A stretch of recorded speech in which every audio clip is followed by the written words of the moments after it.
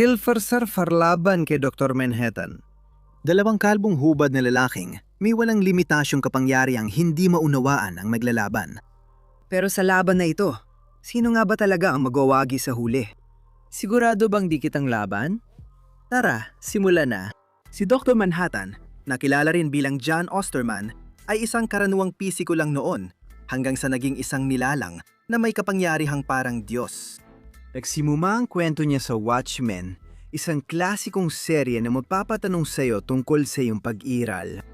Sa kwentong ito, si John Osterman ay nagtatrabaho sa kanyang laboratorio nang siya ay naipit sa isang intrinsic field subtractor na isang magarbong paraan lang ng pagsasabi na siya ay na-disintegrate at napatay. Pagkatapos nabuo siyang muli sa kwantong na antas at nagkaroon ng kapangyarihang parang Diyos. Baka kaya nagtatanong ka, anong kapangyarihan ni Dr. Manhattan? Magandang tanong. Kaya niyo manipulahin ang materya at enerhiya, lumikha at magwasak ng buhay, at kontrolin pati mismong oras. Sa madaling sabi, siya ang ultimate cheat code. Kaya niya mag-teleport kahit saan agad. Kaya hindi na niya kailangan mag-ace sa traffic.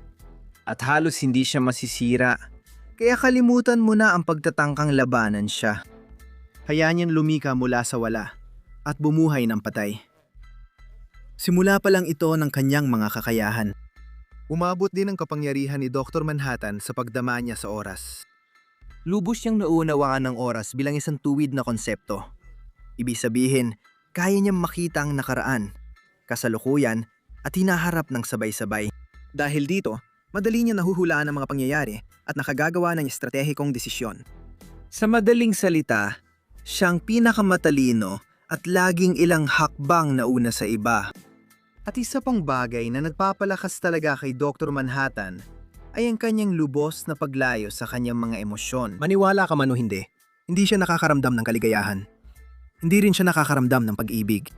Hindi siya nakakaramdam ng galit o anumang damdamin. At dahil doon, nagagawa niya magdesisyon at gumawa ng mga bagay na imposibleng gawin ng halos sinumang bayani sa DC Universe. At minsan, hindi rin yon palaging maganda. Tandaan mo kung paano iba ang pananaw ni Manhattan sa oras kumpara sa atin? Paano niya tinitingnan ang oras bilang isang tunay na konsepto at nararamdaman ng nakaraan, kasalukuyan at hinaharap ng sabay. Pero kung paano siya umiiral sa lahat ng oras, kahit saan, palagi, literal na naroroon sa bawat timeline ng sabay-sabay. Sa ganitong paraan, nasusubukan niya ang iba't ibang timeline at nakikita ang kaugnayan ng nakaraan at hinaharap. Hindi lang yon, binibigyan din siya ng kakayahang manipulahin ang mga pangyayari at baguhin ang kasaysayan. Halimbawa, pwede niyang iligtas si Jor-El mula sa pagsabog ng Krypton. Ganong klase ng bagay. Kaya niyang baguhin ang resulta ng kahit anong laban o digmaan, pati na rin ang takbo ng sarili mong buhay. Malinaw, ginagawa siyang napakamakapangyarihan sa DC. Pero hindi lang doon natatapos.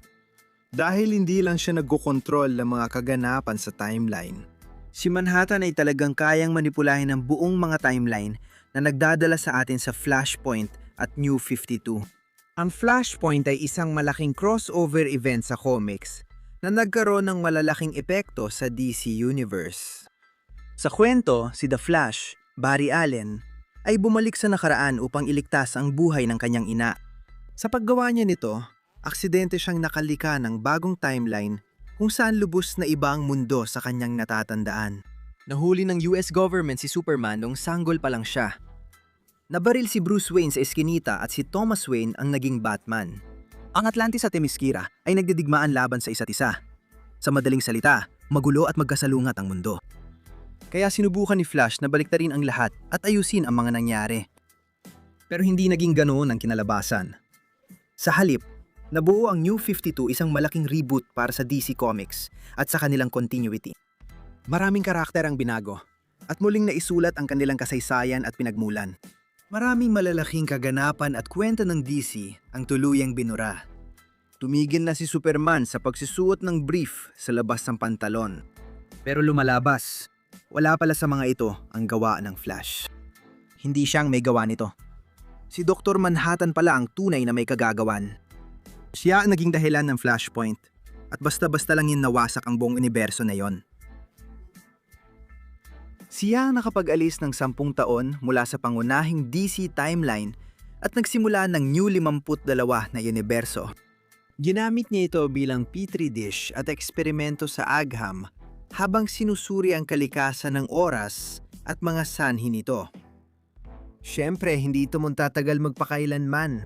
At nang natapos ito, maraming hindi inaasahang mga bunga ang sumama rito. At iyan ang Doomsday Clock dyan. Ang mga kaganapan sa Doomsday Clock ay naganap pagkatapos ng DC Rebirth event, kung saan bumalik si Wally West at lahat ng iba pang mga karakter na dating nabura mula sa kasaysayan ng DC. Nagsisimula na bumalik sa tamang balanse ang mga bagay-bagay. At isiniwalat na si Dr. Manhattan ang may kagagawan sa lahat ng pagbabagong ito sa timeline ng DC. Ang Puppet Master sa likod na eksena, nilalaro at minamanipula ang lahat. Malinaw na hindi natuwa ang mga bayani. Ayaw nilang nilalaro sila, kaya sinubukan nilang pigilan si Manhattan sa pagmamanipula ng mundo nila. Si Manhattan, sa totoo, tinalo ang kalahati ng mga bayani sa isang kumpas lang ng kamay. Mabilis niyang nakuha ang kapangyarihan ng Green Lantern. Sa kanya, ang mahika ay parang statistical anomaly na madali niyang kontrolin. Literal, walang bayani ang makapipigil sa kanya. Oo, sinubukan nila pero lahat sila nabigo. Dahil syempre, natural lang na mangyari yon. Isang literal na Diyos ang kinakalaban nila. At hindi tulad ng kung paano Diyosa si Wonder Woman o kung gaano kalakas si Superman na parang Diyos na rin. Ibig kong sabihin, literal na Diyos talaga. Yung Diyos na may malaking D. Sa madaling salita, walang makakatalo sa kanya. Ang tanging paraan kung paano natapos ang Doomsday Clock ay nang mapagtanto ni Manhattan ang kanyang pagkakamali at ibinalik niya ang mga alaala at kasaysayan ng lahat ng iba't ibang karakter na naapektuhan na epektibong nagtapos sa continuity ng New 52. Gusto mo bang malaman paano niya ginawa ito? Kinuha niya ang DC Metaverse, isang natatanging universo, at winasak ang lahat. Tapos, sinimulan niya ulit ito. Sa pagkakataong ito, ay hindi na siya nakikialam. Sa huli, nagpa siya siyang tuluyang iwanan ng DC Universo. Naniniwala siyang mas mabuting hayaan itong maghilom ng mag-isa. Hindi pa ito ang wakas para kay Dr. Manhattan. Laging may mas malaking isda sa lawa kung tutuusin. O sa comics, may mas malaking isda na mas protektado ng kwento. Sa pagkakataong ito, si Batman na tumatawa ang nangyari. Ngayon, hindi ito ang original na Dr. Manhattan. Dinawin lang natin yan. Sa halip, nangyayari ito sa Dark Knight's Death Metal. At ito ay isang Batman na bersyon ng Dr. Manhattan. Isang Batman Manhattan. Dayunpaman, ipinapakita nito ang lakas ng kahit sinong Dr. Manhattan. Sa madaling sabi, may mga madilim at baluktot na bersyon ng Batman mula sa Dark Universe. Lahat sila ay masasama at balisa. Pero ang pinakamasama sa kanilang lahat at ang kanilang pinuno ay si Batman Who Laughs. Bale, napatay ni Wonder Woman ito. Pero hindi pa yon ang wakas para sa kanya. Hindi. Kasi palagi siyang may mga reserbang plano sa bawat sitwasyon. Siya si Batman sa uli. At isa sa mga reserbang plano niya ay nakahanap siya ng isang Bruce Wayne sa multiverse na nakatagpo ng boto ng komedyante at nagpa siya siyang pag-aralan nito. Kaya gumawa siya ng sarili niyang intrinsic field generator. Habang siya ay nasa kalagitnaan ng eksperimento, ikinulong siya ng Batman na tumatawa sa loob ng makina at dahil sa aksidente, nagkaroon si Bruce ng mga kapangyarihang katulad ni Dr. Manhattan. Pagkatapos mabuo muli ni Bruce ang kanyang katawan, makalipas ang ilang buwan matapos ang aksidente, nilobotomize siya ng Batman na tumatawa. Bago pa siya magkaroon ng omnipotence at itinago siya para sa tamang panahon. At ngayon, ang kanyang mga tapat na tinyente kasama ang tulong ng ilang masasamang Alfred sa operasyon ay nagawang ilipat ang utak ng Batman na tumatawa sa katawan ni Bruce Wayne na isa ng nilalang na purong enerhiya. Nabuhay siyang muli at nakuha pa ang ilan sa kapangyarihan ni Dr. Manhattan. Kaya ngayon, ang Batman na tumatawa ay may kapangyarihan ni Dr. Manhattan at naging pinakamadilim na gabi. At kahit na ito ay isang pinadali o mas mababang bersyon ng orihinal na Dr. Manhattan, sapat pa rin ang kapangyarihang ito para makuha ang atensyon ni Perpetua. Baka tinatanong mo ngayon kung sino si Perpetua. Isa siya sa mga kamay mula sa mas malawak na Omniverse. Siya ang unang lumikha ng multiverse at siya rin ang ina ng Monitor, ng Anti-Monitor at ngayon ng World Forger. At alam mo ba? Si Perpetua, isang literal na lumika ng multiverse at ang Darkest Knight ay naglaban. At itong si Batman na may kapangyarihan ni Dr. Manhattan ay nagawang talunin siya. Pagkatapos dumating si Wonder Woman na pinalakas ng mga kapangyarihan ni Dr. Manhattan, Crisis at Connective Energy lang naman. Ginagamit din ito para gumawa ng multiverse. At nagawa niyang talunin ng Darkest Knight sa isang laban na sumasaklaw mula sa paglika ng multiverse hanggang sa pinakadulo ng multiverse. Multiverse. Wow, ang dami nun! At ito ay napapayuwatig na sa kanyang pinakamagaling. Si Dr. Manhattan ay maaring kasing lakas ni Perpetua, ang milalakan na lumika ng DC Multiverse. Kaya literal na mga Diyos sa ibabaw ng mga Diyos. Ngayon, nang bigyan ni Galactus si Silver Surfer ng Power Cosmic, isa sa pinakamalalaking bagay na ginawa ng Power Cosmic ay bigyan si Silver Surfer ng napakabihirang lakas na higit pa sa tao. Napakaraming beses na niyang madaling natalo sina The Thing, Abomination, o Rhino. Mga manalakas din na kalaban niyon. Pero madali rin niyang nakalaban sina Thor, Hulk, at Beta Ray Bill. Ipinapakita ang kanyang higit na lakas laban sa ilan sa pinakamalalakas na bayani sa Marvel. Naitapon niya ang mga buwan kay Galactus na unadlaban sila at nakalabas na rin mula sa mga planeta dati. Minsan, kinuha ni Surfer ang isang sasakyang pangkalawakan at inihagis ito palabas ng solar system na magpapatuloy daw ng daan-daang taon sa tuwid na direksyon. Oo, malakas talaga si Surfer. Bukod pa dyan, alam naman natin na si Silver Surfer ay sobrang tibay din. Ibig kong sabihin, nagsusurf siya sa mga supernova para lang sa katuwaan. Kaya niyang lumipad sa loob ng mga bituin na walang kahirap-hirap. Kahit nang ilan sa mga bituin yon ay sapat na kalakas para tunawin ang mga planeta. Kinaya rin niyang tumanggap ng napakaraming suntok at atake mula kina Hulk at Thor. Pero hindi lang yon. Pati mga atake mula kina Galactus at Thanos. Ang mga pagsabog na kayang sumira ng planeta ay sapat lang para mapatalsik si Surfer mula sa kanyang board. Nakayanan niyang mabuhay matapos ang isang pagsabog na sumira sa buong mga solar system. At sabihin na natin may mangyari nga sa kanya. Nasugatan siya sa kahit anong paraan na kahit gaano pa ito kabaliw pakinggan ay posible pa rin. Si Silver Surfer ay may ilan sa pinakamahusay na kakayahan sa pagpapagaling na nakita mo. Lahat ito ay dahil sa Power Cosmic. Napira-piraso na siya pero nagawang mag-regenerate ng sarili niya.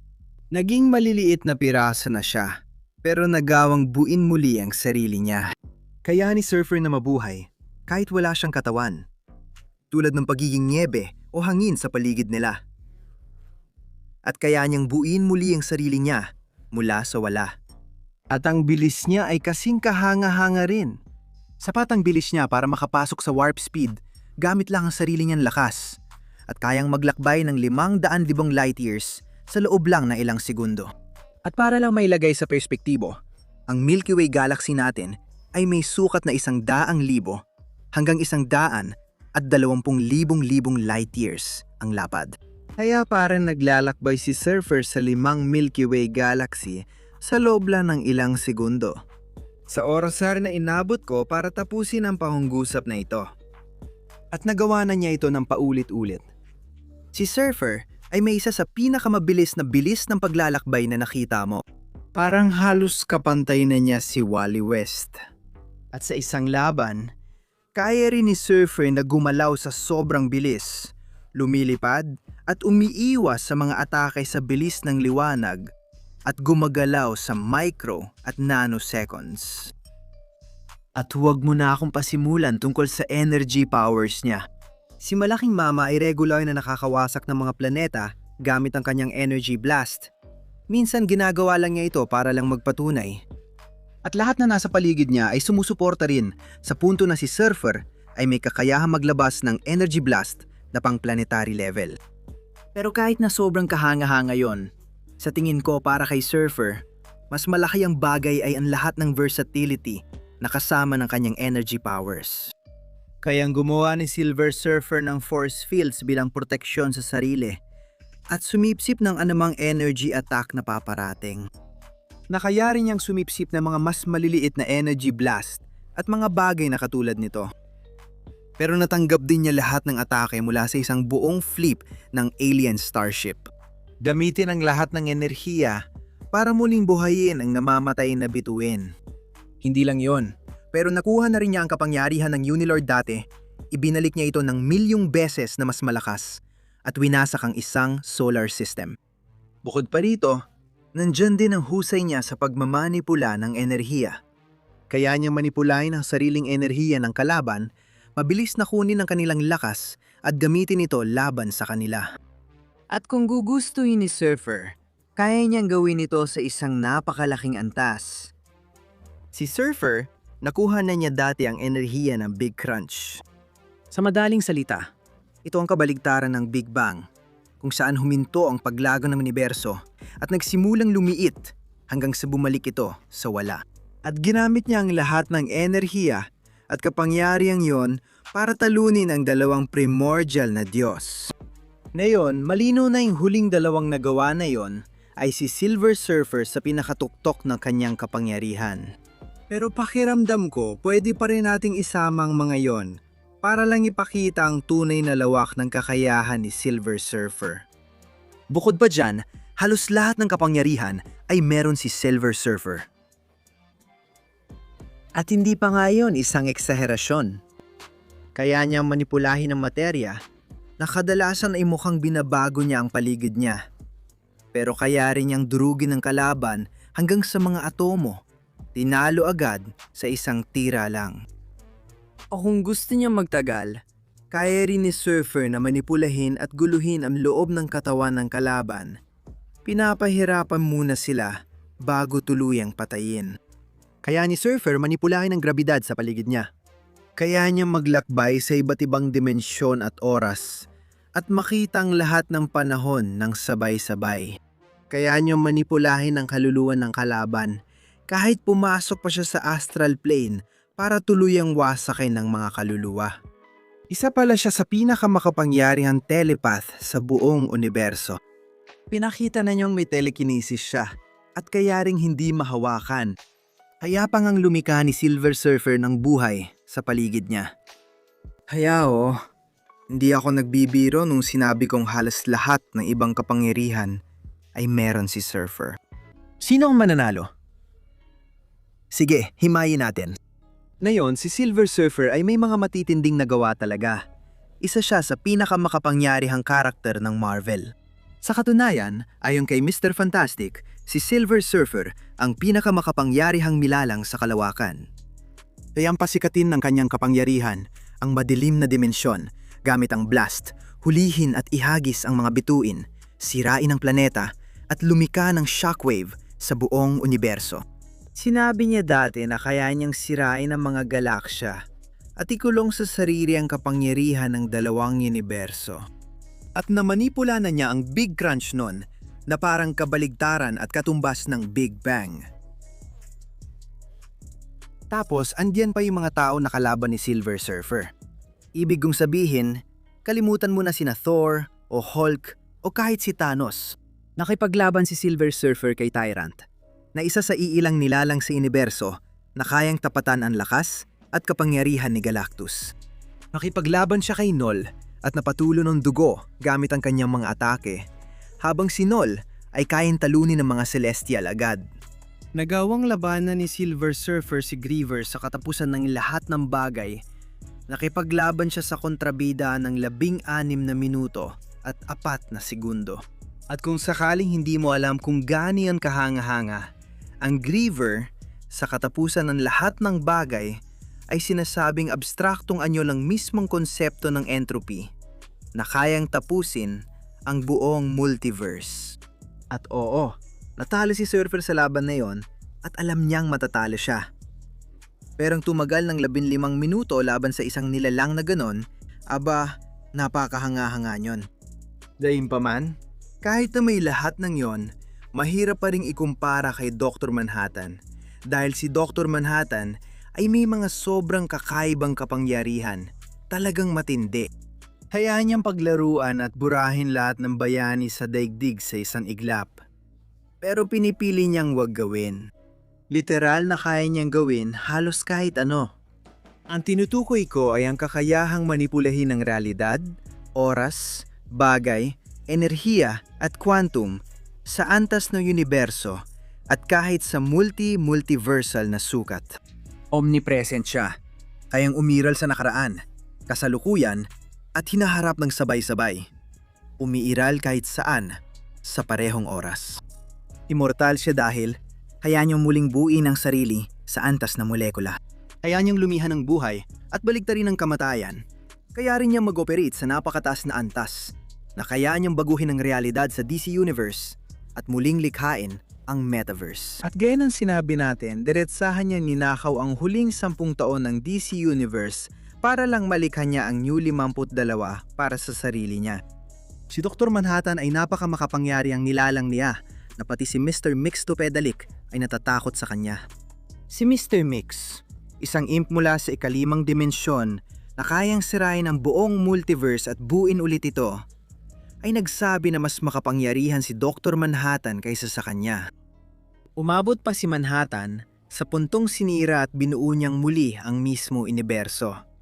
At sa paggawa nito, muling nilikha niya ang Metaverse. Ang mga pundasyon ng lahat ng bagay, mula sa mga timeline hanggang sa mga realidad at mga universo. Punong-puno siya ng konektibong enerhiya na kabaligtaran ng crisis energy, ang bagay na ginamit ni Perpetua para likhain ang pangunahing multiverse. Ginamit ni Wonder Woman ang kapangyarihan ni Dr. Manhattan para mapatabla si Perpetua sa matinding labanan. At muli, tingnan mo kung paano niya nagawang lumaban-laban sa Justice League.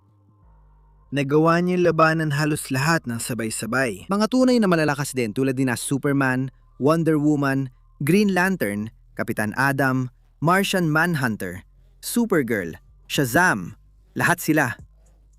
At wala silang nagawa. Wala silang nagawa. Ang tanging nakasakit kahit papaano kay Dr. Manhattan ay si Kapitan Adam, isa sa pinakamakapangyarihang miyembro ng liga at isang tao na may halos kaparehong kapangyarihan kay Silver Surfer. Bumalik si Manhattan makalipas ang ilang sandali, parang walang nangyari at walang gasgas sa kanya. Kung si Kapitan Adam na ay walang magawa kay Dr. Manhattan, paano pa kaya si Silver Surfer? Ibig kong sabihin, gaano man siya kalakas, anong ginagawa niya dito? Ang sagot? Wala. Hindi man lang dikit ang laban na to. Inalo ni Dr. Manhattan si Silver Surfer, walang duda tungkol doon. Panalo si Dr. Manhattan. Pero ano sa tingin nyo? Mag-comment kayo sa ibaba. Alam kong marami kayong opinyon at nararamdaman tungkol dito, sigurado ako. Kung nanatili ka hanggang dulo at natapos mang video, ang galing mo. Maraming salamat sa panonood at sa pagsuporta sa amin. At kung gusto mong mag-subscribe, sige, mag-subscribe ka na. Makakanood ka pa ng mas maraming ganitong video linggo-linggo. Kita-kits tayo ulit. Kita-kits sa susunod.